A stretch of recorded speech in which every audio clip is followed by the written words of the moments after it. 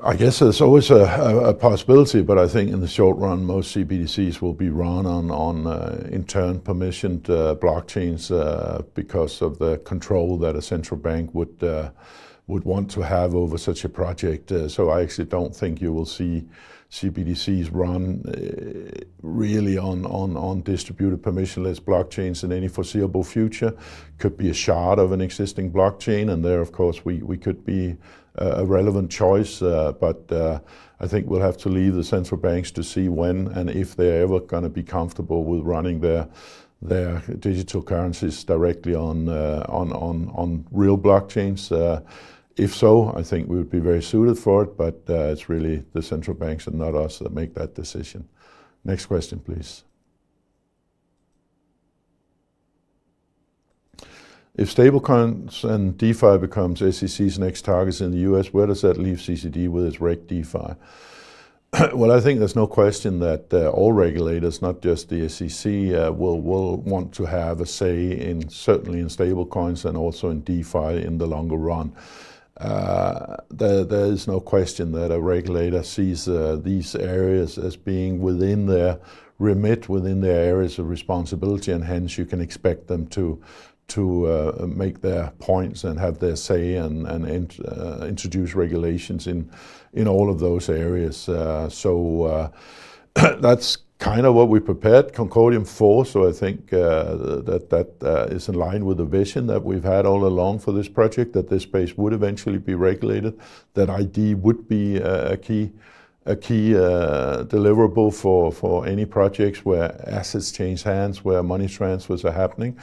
And that's in essence the vision of Concordium. So I think this narrative plays into the vision we've had from the start. And I think if anyone should be suited for being able to meet these compliance requirements as they develop in many years to come, I think we're well positioned. And of course our whole Web3 ID, which is an extension of the ID, bringing on board KYC modules, governance, AI-based governance modules, verifiable credentials, all of this I think will be key in a regulated industry, and this will be a regulated industry. So I think we are well positioned for it.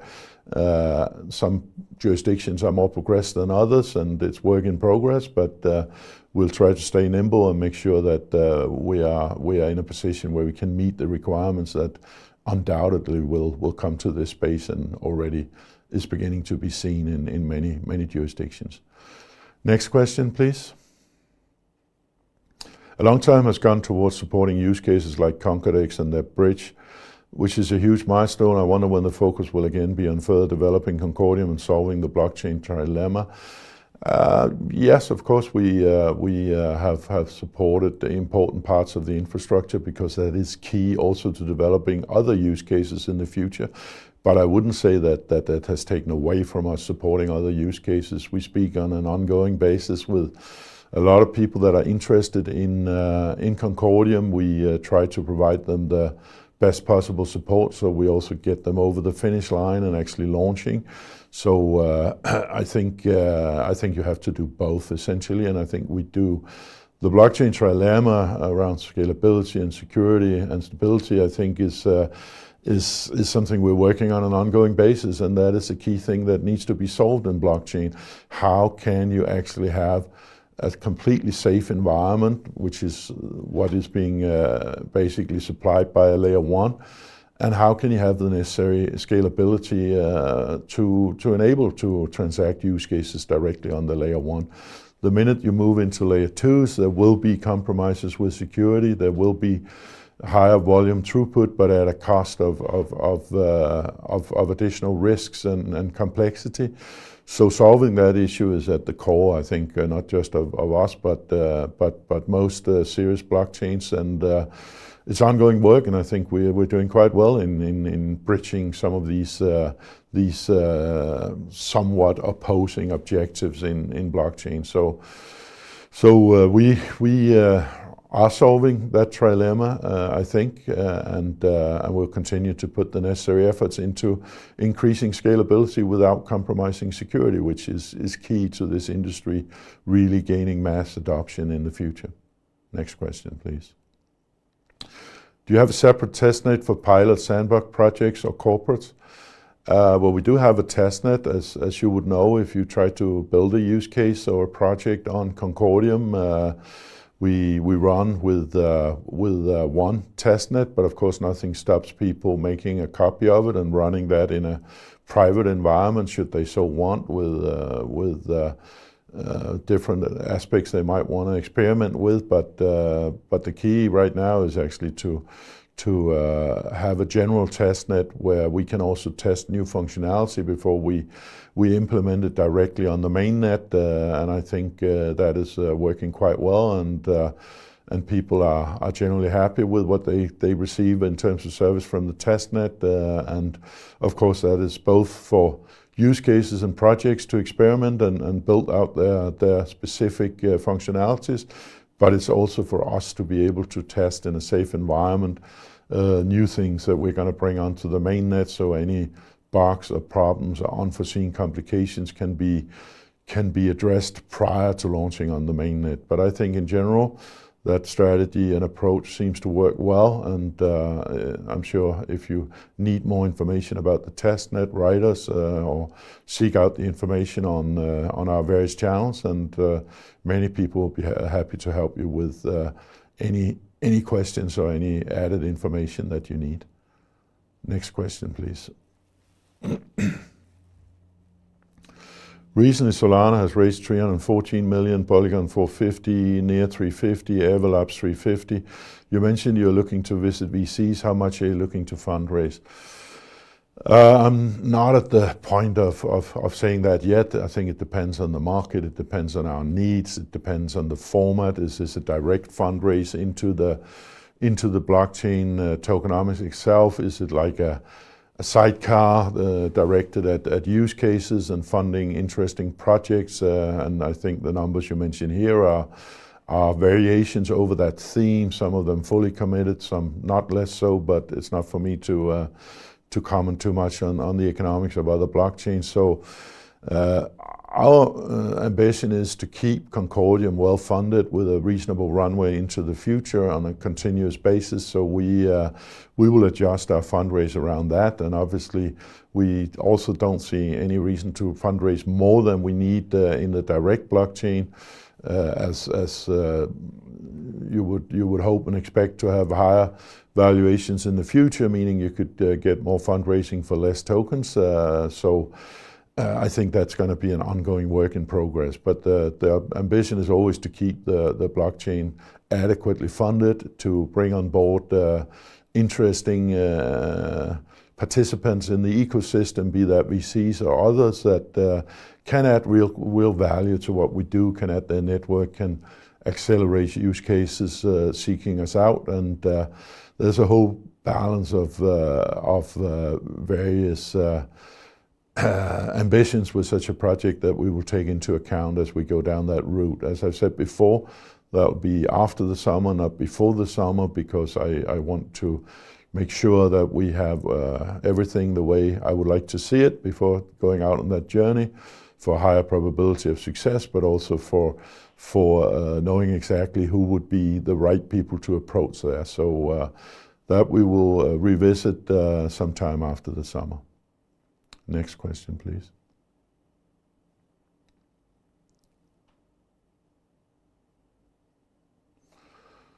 What is the current ration of new use cases in terms of use cases created by related companies, takens, etc., onboarding existing unrelated use cases and creating in-house solutions with corporates?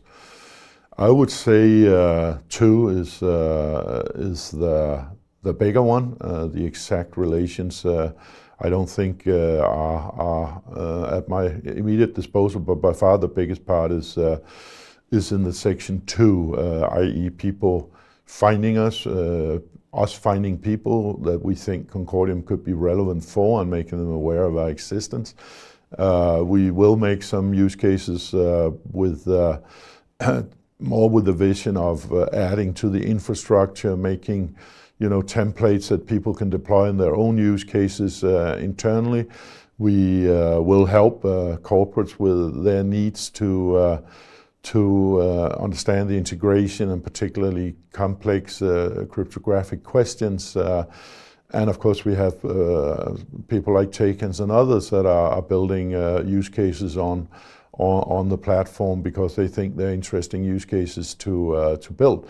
So the vast majority of the inflow we see is people that simply want to build use cases on a good blockchain and have a preference maybe for the ID layer, for the technological quality and scientific quality of the blockchain, and that's how that should be. I mean, at the end of the day, you need a vibrant ecosystem seeking you out rather than you having to seek out people for one by one use cases. So I'm happy to say that we do see a good inflow of people interested in Concordium, a lot of discussions going on a continuous basis, some of them resulting in projects, some of them not, some of them getting a grant, some of them not.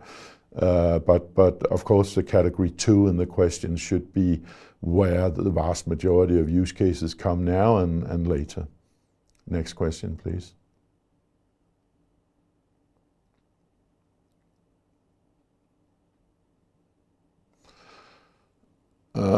Content has increased, but still seems to be rather underwhelming considering 4 people have been added to the marketing team. Is that what we can expect or campaigns planned? And is a strategy underway to provide a consistent stream of visual and written content? I don't know if I agree entirely with that comment. I think the quality and content amount has increased quite significantly under the new marketing team, which of course does other stuff than just increasing content. It also looks at the way that we present that content on websites. It looks at PR aspects, general awareness. You will see tomorrow already not 1 but 2 external AMA type things produced with me, one of them being Real Vision towards the end of the afternoon tomorrow. We also have another interview later on this afternoon. I'm not sure if that's live or will be brought at a later point, but a lot of stuff is going into marketing. And yes, there are campaigns in the making. There are a whole range of aspects that we are looking to do. There's a lot of good ideas coming in and being generated internally. So the marketing team has their hands full, but I really do hope that you already can see a marked improvement both in the quality of content and the content of production and the frequency with which it's being released. As I've adhered to earlier, we're also looking at AI solutions, multilingual stuff, which will further increase the amount of content, but I think we are already improving and increasing quite a lot, to be honest. Concordium seems to be drawing a lot of confidence from its Geely & Co. partnership. What if none of Geely's companies utilize the Concordium network? Do you have other industrial scale projects in the pipe that are unrelated to Geely?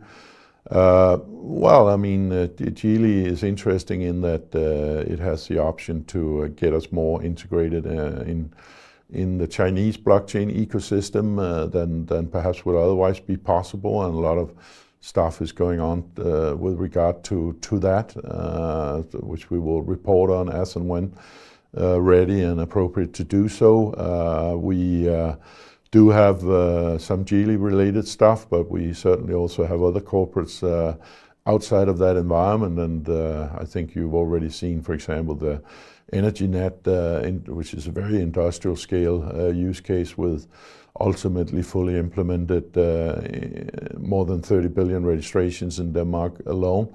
Not all on the blockchain. That would be too much to make directly on a blockchain, but through associated Merkle tree and cryptographic functions that enable us to prove with certainty the validity of a given registration. So yes, Geely has been an important partner, will continue to be so, but we certainly see a number of other corporate use cases, and some of them of significant scale, and often you have to understand that these corporates are on a slightly different PR agenda than maybe most crypto and blockchain projects are, where people like to talk all the time about this coming up or that coming up.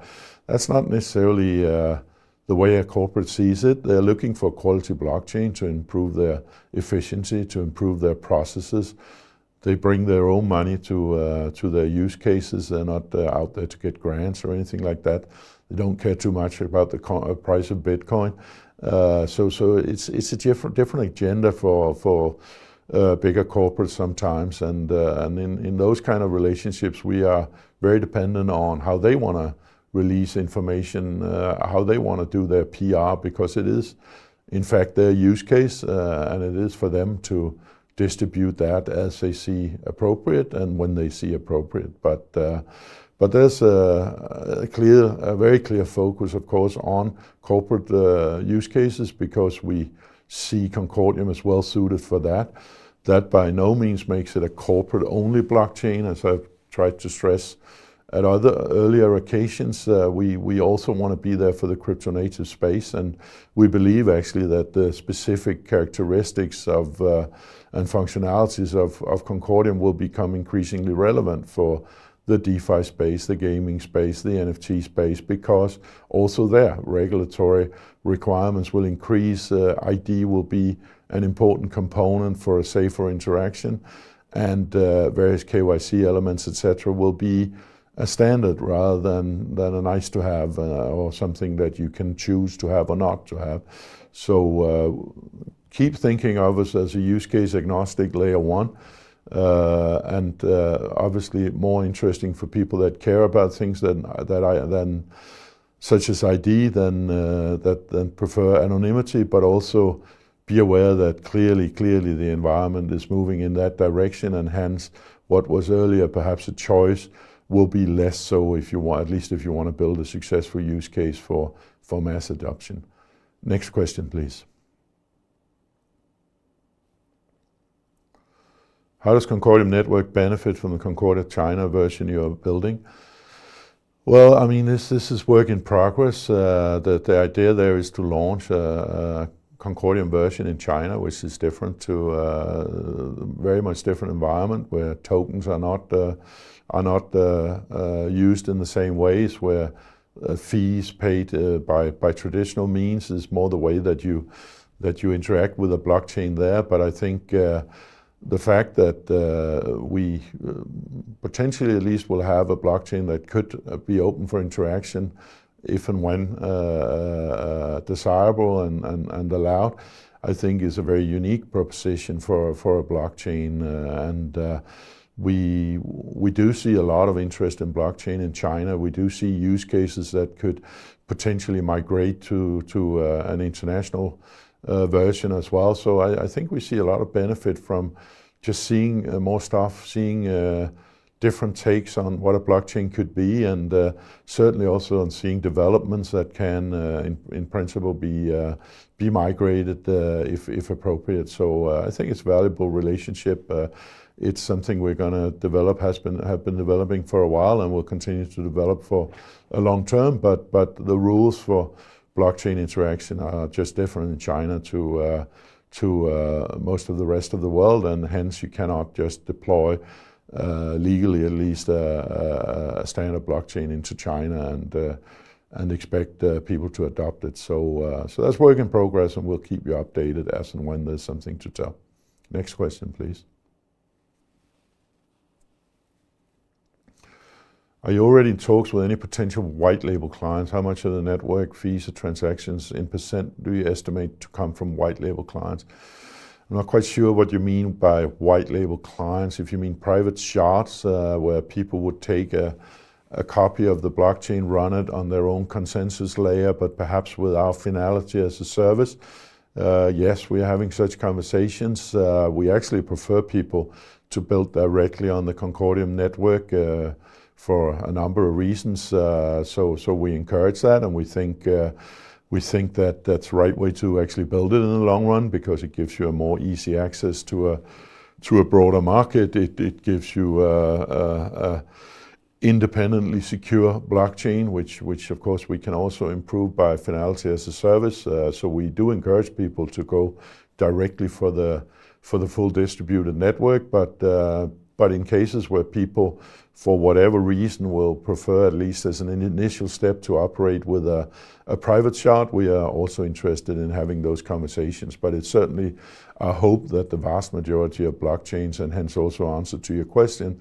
will be built directly on the distributed blockchain, because we believe that in almost all cases that is the preferred way to go, also for the people building the use case or the organization building the use case. But again, if people have different preferences or want to start out in a private environment, we're also willing to support that, and then continue to put forward the arguments for actually releasing that on the general Concordium blockchain.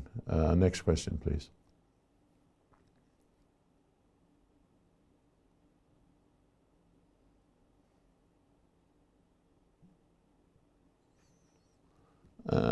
In which countries does Concordium plan to open offices in the next 5 years? I don't think we'll necessarily open a lot of offices, if any. You know, we have today several offices, as you know, Aarhus, Copenhagen, Zurich, Zug. And I think our preferred way to go about this is to support local community managers, building out their local community, looking up people for whom Concordium could be of interest in terms of use cases, supporting the local language communities in various ways. And I think with quite a few people doing that at the moment, I think that's actually at this point our preferred way to go, without the need for specific physical offices. If a community should develop particularly successfully, that could perhaps change, but at the moment we would rather seek out more community managers. If anybody's sitting out with a burning wish to become such a community manager, reach out to us, and we can discuss it if it's an area that we feel could be covered better or is of particular interest. But I think that is a more scalable solution rather than having many offices. So feel free to reach out if you would like to be part of that sort of super engaged part of the communities. We're also looking at doing an ambassador program, which will overlap, I guess, with the community and the super users of the community. But feel free to reach out if you have any good ideas and countries that you think we should be more visible in. We're always happy to discuss that with you, and also help you with the right tools and some resourcing to get it right. Next questions, please.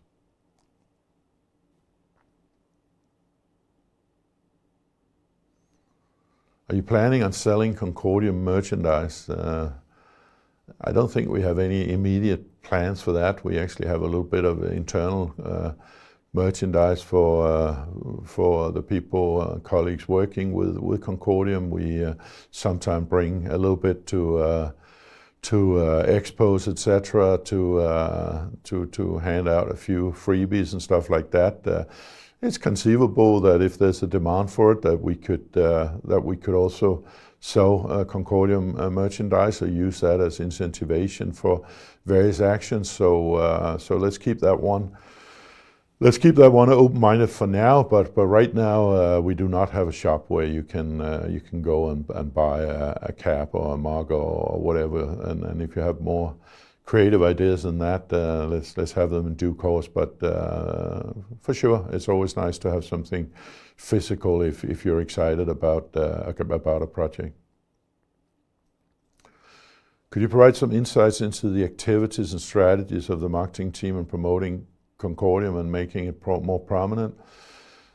Well, I think we've touched on that also in earlier AMAs, but basically it's a number of areas. You know, starting around defining a clear narrative, which is around essentially help building a safer digital world, and what does that imply, and how can we help having as many tools and as safe an infrastructure to support this.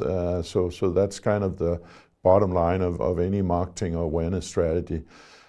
Secondarily, it's to some extent also lead generation, have a proactive approach to going out, again, presenting the existence of Concordium to people that would benefit from building their use cases on Concordium.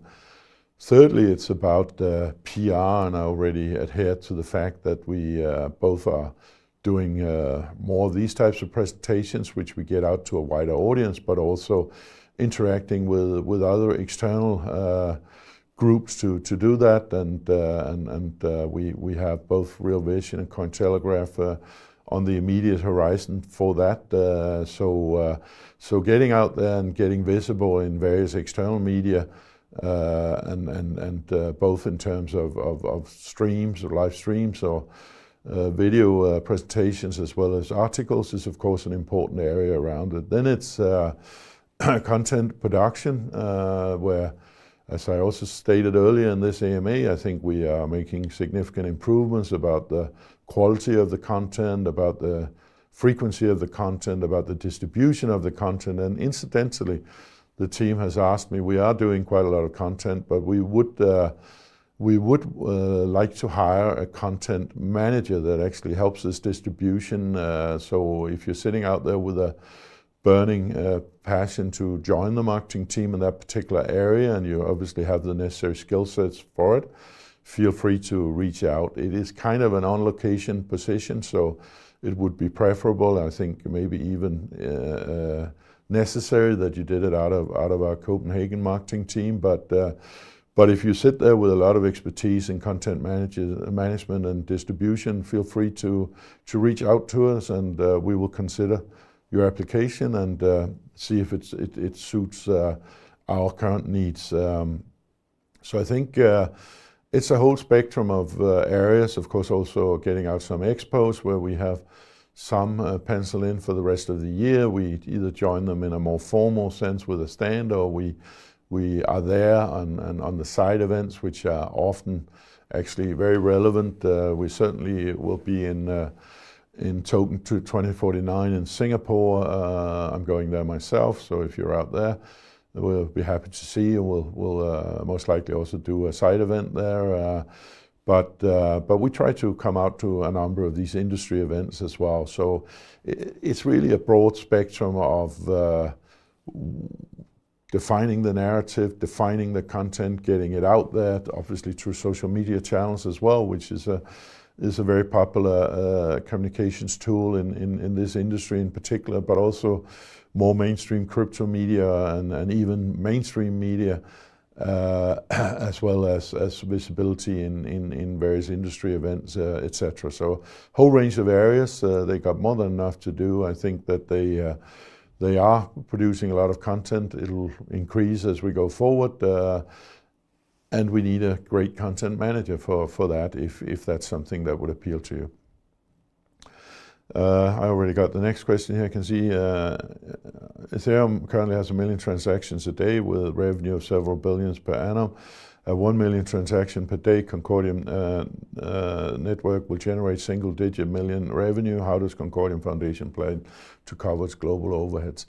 I touched a bit on that earlier, and I think really, first of all, I don't think it's very healthy if you generate a lot of revenue by having very heavy transaction fees. I think that is a question of time before that becomes unsustainable, and hence people move to layer 2s and supporting infrastructure in order to actually execute their stuff. Again, with some compromises on security and, in my view, to some extent corrupting the whole idea of this industry, which was to bring a whole new degree of immutability and security to data handling compared to what we knew from the old world. By introducing several different single new points of failure, I think you're corrupting a little bit the idea. So the target is and has got to be that you can handle a large number of transactions at a low fee cost, in my view.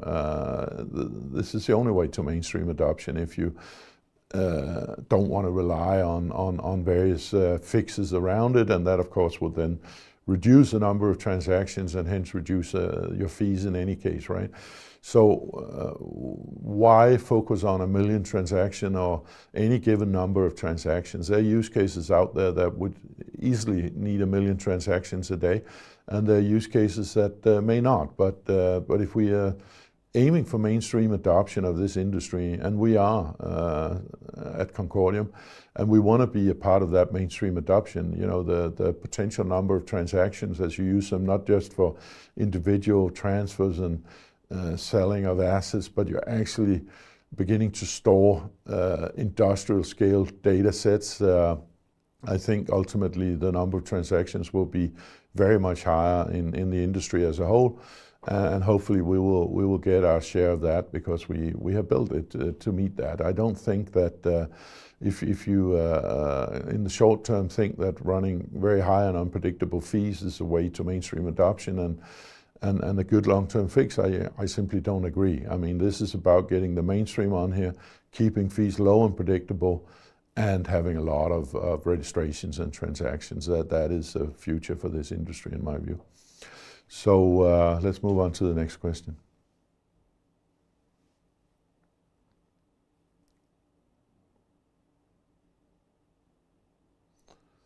And I'm waiting for a question, thank you. Where can we see proof that FINMA has classified CCD as a payment token? Well, they have in a communication to us. There are a number of other aspects in that one, but we could consider having an auditor or a lawyer stating that status. I don't know if FINMA would appreciate us sharing their full documentation, but we can look into that. But when we say it's like that, of course it is like that. Next question. Any plans for stablecoin to support the Concordium ecosystem? Yes, absolutely. Stablecoins are important factors in an ecosystem without question. We are now going to have, through the bridges that are coming now, wrapped stablecoins from other systems, but we absolutely have an ambition to have one or more native stablecoins on Concordium. There's a number of people that we have been discussing this with and are discussing this with. There are a number of projects looking to make such stablecoins, and for us it's really about defining which ones, if any, we should endorse directly and which ones we should just rely on them building themselves. But it is something we're looking at together with other essential infrastructure for the ecosystem, be that self-produced in some cases, be that external industry providers. In other cases, stablecoin is certainly an important part of that consideration. But at least for now, we have wrapped stablecoins on the bridges. So we're beginning out on that journey, but would definitely like to have native stablecoins as well. Next question, please.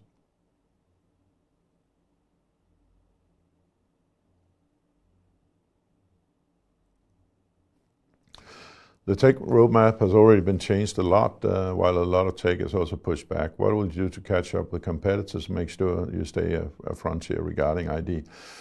I think we are at a frontier of ID as a layer one. I recognize, and that's a good thing, that a lot of people out there recognizing that ID is important and now trying to solve that with various fixes and layer twos. I actually do believe we are at the frontier with our way of implementing it. As I've also adhered to earlier, this will only be something we focus on continuously with not just the ID, but ID for organizations, ID for things, KYC modules, governance modules, verifiable credentials, and I think we have a good roadmap for that. It's fairly high on that roadmap. To comment on the first part of the question, but of course we will review our roadmap on a continuous basis to make sure that the things we produce are the stuff that is most needed at any given point in time. This is a rapidly developing industry, and I think predicting what will be important 3 or 5 years from now is a fool's game. Of course you can do it, but you would have to revise that anyway. So I think keeping that kind of stuff relatively fluent and flexible is the right way to do it. Next question. Liquidity is still a problem. At best, 10K moves the price up or down. Elsewhere, even less is needed. Can we expect deep liquidity on Concordex for CCD? We're working with various liquidity providers, external liquidity providers. We will announce that as and when we have it ready. I think actually low liquidity is a bit of a curse of the industry in general, because it really is for very many tokens. I would say deep liquidity really only, I mean, when you're talking like the kind of liquidity I'm used to from TradFi, where you could move significant positions around without shifting the market, you're really only talking Bitcoin and Ethereum, where you're anywhere approximating what we're used to from TradFi, right? Most other chains have very limited liquidity, including us, and we do have too little liquidity, no question, right? I think it's something that is a direct function of the ecosystem, of the use cases, etc. Of course, you can help it along a little bit with external liquidity, and we are going to endorse and even incentivize people to add liquidity to Concordex, but liquidity is a general issue in this industry, including here, and as we get more mainstream adoption, as perhaps the market starts to consolidate around a little fewer tokens. I think most recently CoinMarketCap listed 26,000 projects, most of them completely liquid. I think we will see liquidity increase around the most important blockchains, and obviously when the much dreamed of institutional adoption hopefully begins to materialize to a bigger extent, that should also help with that, because a lot of those people clearly like to do market making, like to be the liquidity providers rather than the takers of liquidity, and I'm sure as regulation becomes clearer, more very experienced and very competent liquidity providers will also try their hand in the crypto blockchain space. How high does Concordium dare to aim regarding TPS and blockchain? Some competitors claiming up to 7,000 transactions per second and near instant block time. I think 7,000, to be honest, in the long run is by far not enough. So you need to have much bigger goals than that, and that's through a combination of optimization of the tech, of parallel execution of transactions, obviously of sharding one day. So the aim has got to be higher than that, because that's actually not that much if you have industrial use cases that you want to execute directly on the blockchain.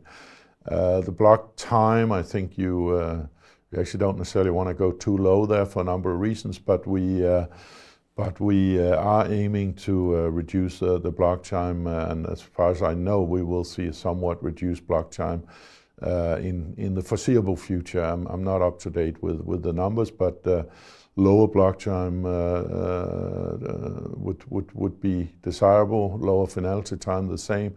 But there's also a limit to how small you want to make the individual blocks. So I don't think you should expect it to go to like 1 millisecond or anything like that. Wouldn't make a lot of sense if you still want a secure network, securing the quality of the blocks that you could really only do by appointing much less nodes, and then you're again experimenting or compromising with security. And if one thing is absolutely certain, it is that the blockchain needs to stay secure. Next question, please. I already got it. Sorry. We know now we shouldn't expect new members in the governance committee until next year.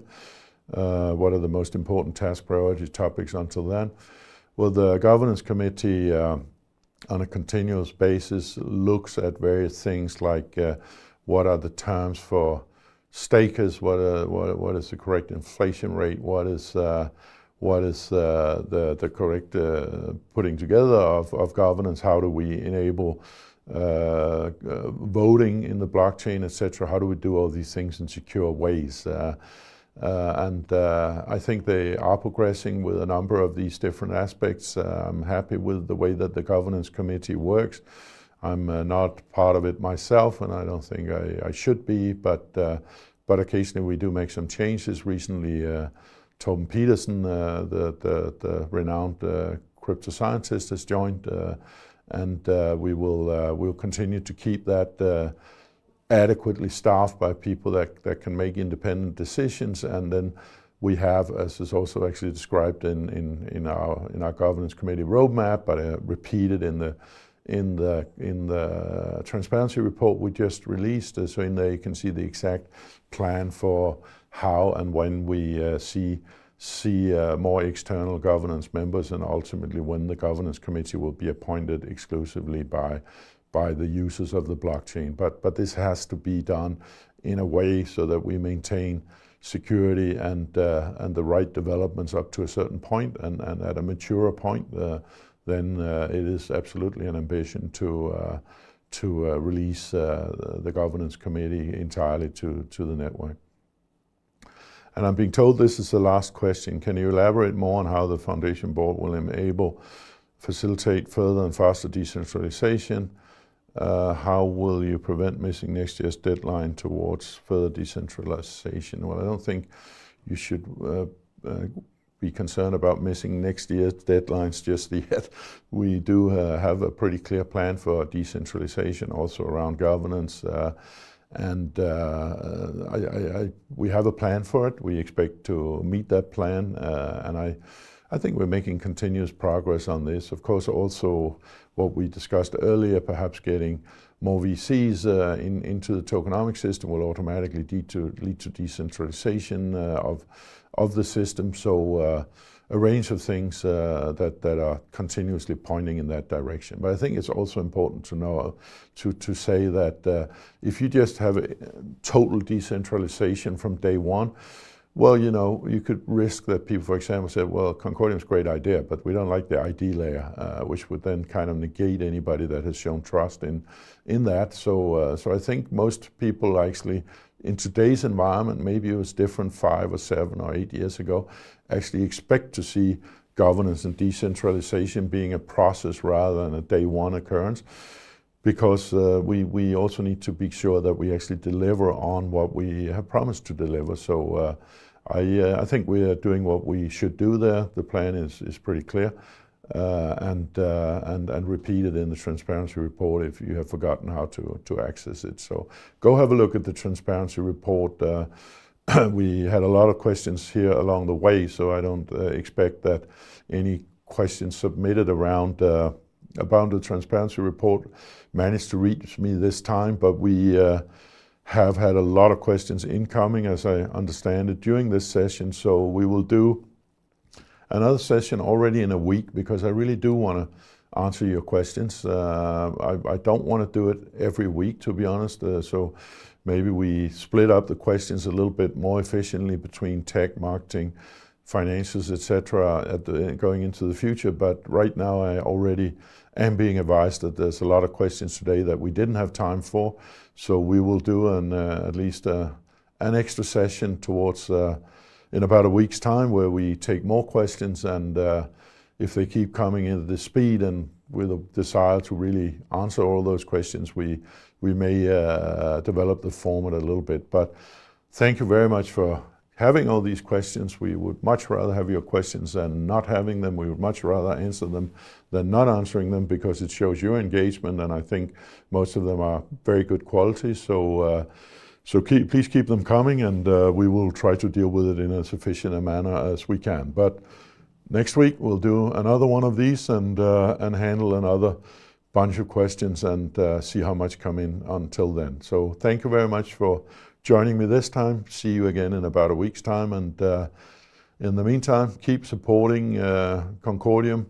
Keep assisting the marketing team around sharing and linking to everything that we do put out there, because you also play a role in spreading the word and increasing the awareness. So if you support Concordium, you find it to be an exciting project, you are also very important in the roles that you can play. So please share and link whatever you find interesting and worthy of that. Thank you very much for your time, and see you again soon.